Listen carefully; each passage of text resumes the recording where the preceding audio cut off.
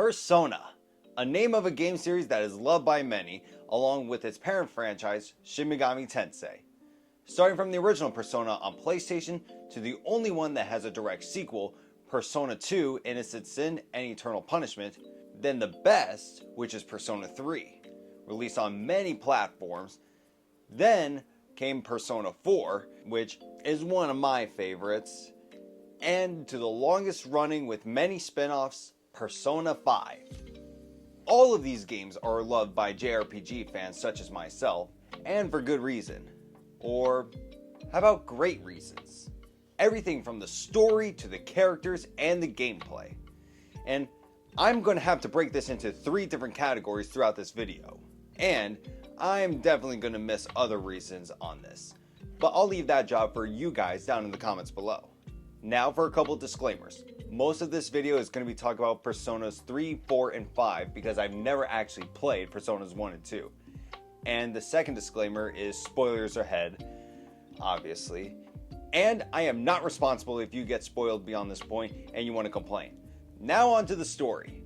Persona starts with a simple premise. A teenager who is a transfer student and is the first to obtain the ability to summon a persona and becomes the leader and is destined to save the world and humanity.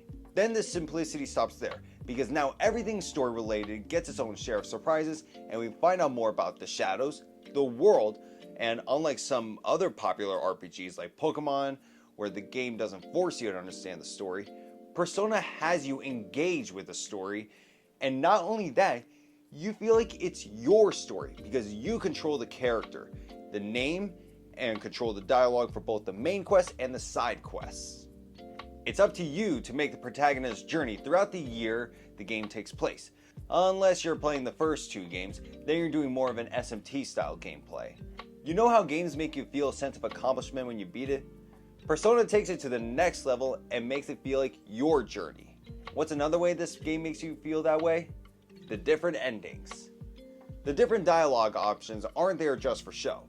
You actually have to pay attention to the peak story and choose the dialogue that you feel is right. And hopefully, that option you picked will lead you to the true ending. Throughout the games, there's times when you pick a dialogue option that will put you on the route to either the bad ending, the good ending, or the true ending. If you're not playing with a guide, it may be difficult to find out where these points in the game are that'll determine whether or not you get any of those endings. And some are obvious.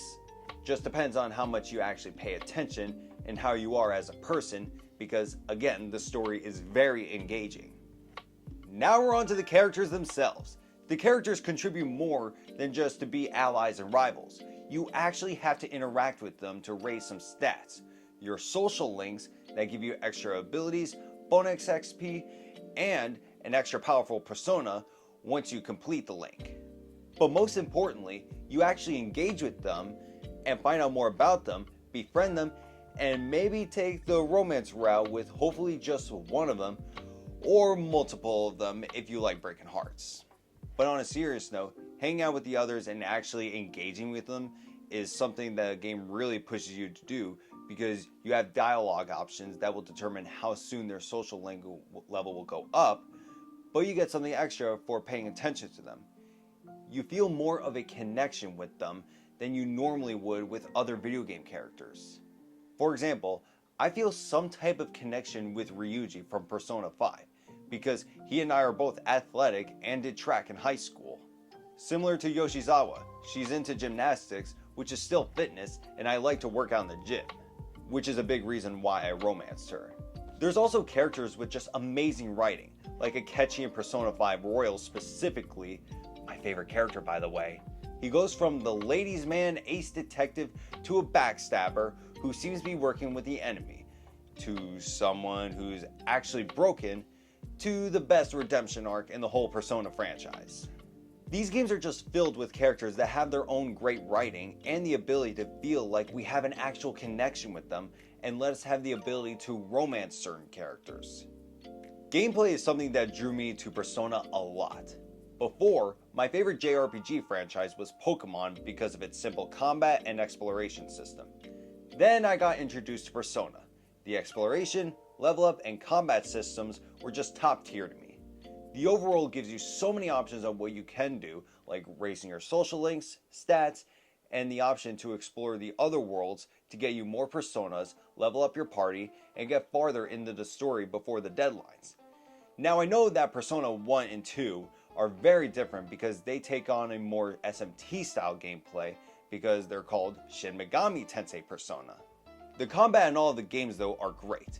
One thing Persona along with SMT teaches you is to actually utilize moves that affect yours and your opponent's stats. This isn't something that is practiced too often in Pokemon unless you're a competitive player, but Persona wants you to use buffs and debuffs because it's an actual challenge.